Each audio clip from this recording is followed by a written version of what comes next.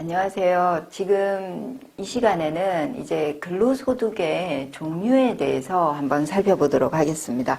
여러분들 교재 490페이지에 근로소득의 종류가 나오고요. 우리 근로소득의 종류는 크게 두 가지로 구별을 합니다. 즉 원천징수 대상 여부에 따라서 구별하기도 하고요. 우리 근로제공 기간에 따라서 이렇게 구별을 하는데요. 자, 여러분들 교재 보시면 그 가로 1번에 원천징수 의무 여부에 따라서 원천징수 대상인 근로소득이냐 원천징수 대상 아닌 근로소득이냐 이렇게 표현이 되어 있죠. 자, 그 말은 근로소득을 지급하면서 반드시 원천징수를 해야 되는 근로소득이냐 아니면 원천징수 안 하고 그냥 소득 100% 다 줘도 상관없는 소득이냐 그 구별이거든요. 그래서 우리가 종전에 원천징수를 반드시 해야 되는 근로소득을 뭐라고 얘기를 했냐면 갑종 근로소득입니다 라고 얘기를 했었고요.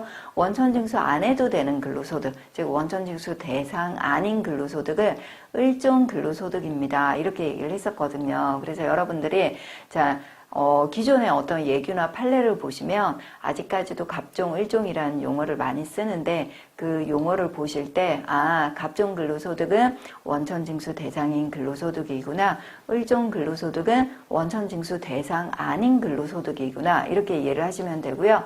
우리 대부분은 다 갑종입니다. 그래서 여러분들 급여 받으실 때도 지금 뭐라고 말씀들 하세요? 갑근세라고 얘기를 하지 않습니까? 그죠? 즉 갑종 근로소득에 대한 원천징수 세액이다 이렇게 표현을 하는 거거든요.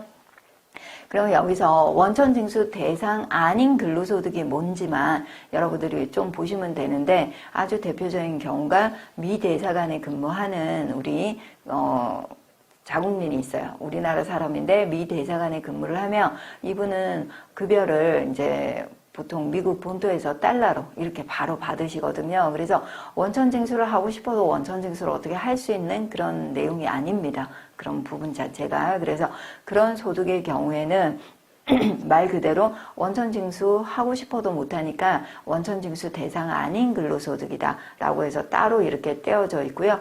이런 그럼 원천징수 대상 아닌 근로소득을 받는 이 근로자들은 그럼 세부담 전혀 안 하는 거냐? 그건 아니고요. 다음에 5월에 우리 종합소득 확정신고라는 걸 통해서 반드시 본인의 세금을 신고하고 납부하셔야 되고요. 아니면 그냥 납세조합에 가입해서 우리 원천징수 하듯이 그런 식으로 매달 원천징수 하게끔 그렇게 또 하고 있거든요. 이때 납세조합에 가입을 해서 매달 세금을 조금씩 이렇게 내주고 있으니까 그런 경우는 이제 국세청 입장에서 고맙다라고 하면서 납세조합 세액공제 5%를 그렇게 적용을 해주고 있습니다. 그래서 여러분들이 일단 근로소득의 종류 중에 원천징수 대상 여부에 따라서 이런 식으로 구별하는 방법 한번 보시고요. 그 다음 이제 또 하나가 여러분들 491페이지 보시면 이제 일용 근로자와 일반 급여자라는 게 나오는데요. 지금 무슨 얘기냐? 근로제공 기간에 따라서 일반 급여자로 볼 거냐, 일용 근로자로 볼 거냐, 그죠? 그래서 일반 급여자는요, 일용 근로자가 아니다 그러면 그냥 말 그대로 그냥 일용 근로자 외자들은 다 일반 급여자로 갑니다 라고 이해하시면 됩니다. 무슨 얘기인지 아시겠죠? 그래서 우리 근로 제공 기간에 따라서 일반 급여자냐, 일용 근로자냐 이렇게 구별을 하고요. 사실은 이 구분이 여러분들이 실무에서 굉장히 좀 정확히 보셔야 되는 내용이고요. 일용 근로자가 아니면 일반 급여자로 그냥 보겠다라는 겁니다. 이때 그럼 일용 근로자에 대한 정의를 정확히 이해하시면 되죠.